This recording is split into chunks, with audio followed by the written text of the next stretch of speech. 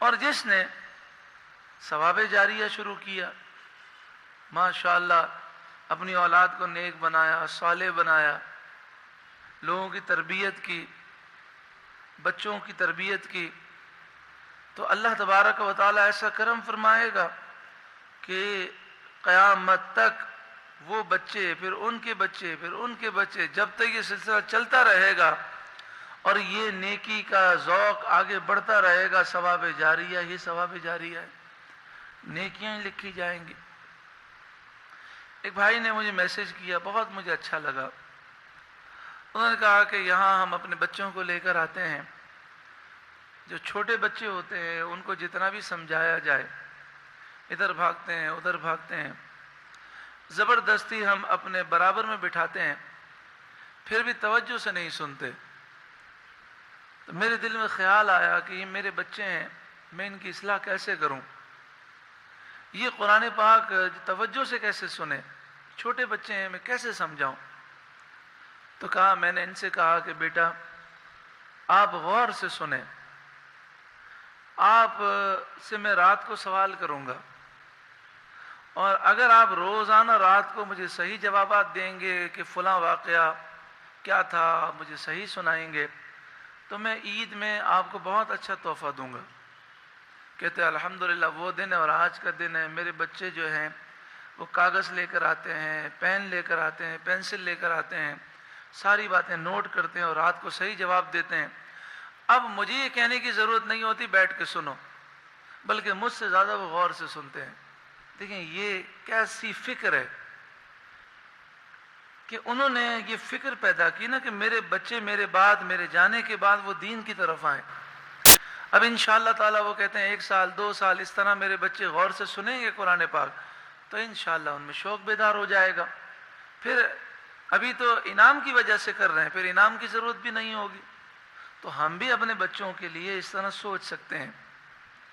مشہور مقولہ ہے، اگر تمہیں کسی قوم کا مستقبل دیکھنا ہو تو مسجد میں دیکھ لو کہ کتنے بچے نماز کے لیے آئے ہیں۔ ترکی کے صدر نے ایک طریقہ ایجاد کیا، بڑا اچھا لگا۔ اس نے کہا جو بچہ 40 دن 5 نمازیں با جماعت ادا کرے گا میں اسے انعام دوں گا، اور ٹی وی پر انعام دوں گا، اور اسے سائیکل دوں گا۔ اب صدر کے ہاتھ سے انعام ملے بچے کو ایک بڑا شوق ہوتا ہے، تو ہزاروں بچے جو ہے انہوں نے 40 دن تک 5 نمازیں جماعت سے ادا کی۔ اور یہ قاعدہ ہے کہ اگر کوئی بچہ 40 دن تک 5 نمازیں اگر ادا کر لے تو پھر کبھی نماز جو ہے چھوٹتی نہیں ہے۔ اچھا انہوں نے کیا کہا کہ بھئی آپ مسجد جائیں گے، مسجد میں امام صاحب کو اپنی ڈائری دیں گے اور امام صاحب سگنیچر کریں گے۔ تو اس سے فائدہ یہ ہوا کہ بچے جو ہیں علماء کے قریب بھی ہو گئے۔ ترکی میں 18,000 مسجدیں بند تھیں،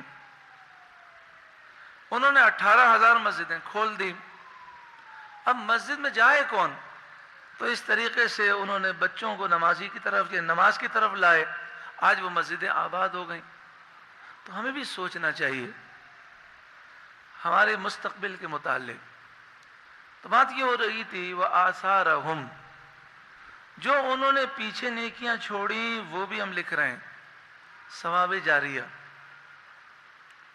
اب ہم کوئی صدر وغیرہ تو نہیں ہے، لیکن مثال کے طور پر ایک مسجد ہے، آپ اس مسجد کے چیئرمین ہیں یا اس مسجد میں آپ کچھ کر سکتے ہیں، تو آپ نے محلے والوں کے لیے ہی مطلب اگر اعلان کر دیا کہ بھئی بچے جو ہیں ڈائری لے کر آئیں، امام صاحب سے سگنیچر کرائیں، جو بچہ 40 دن تک 5 نمازیں با جماعت ادا کرے گا ہم اسے یہ انعام دیں گے۔ تو آپ دیکھیں اگر ہر محلے کے بچے نمازی ہو جائیں، صحیح العقیدہ ہو جائیں، تو یہ یہود و نصارہ یہ اس قوم کو پھر تباہ نہیں کر سکیں گے۔ جب نئی آنے والی نسل دین سے متاثر ہوگی اور دین کی مجاہد ہوگی تو پھر انشاءاللہ تعالی آپ دیکھیں گے کہ ہمارے ملک میں اسلامی انقلاب ضرور آئے گا۔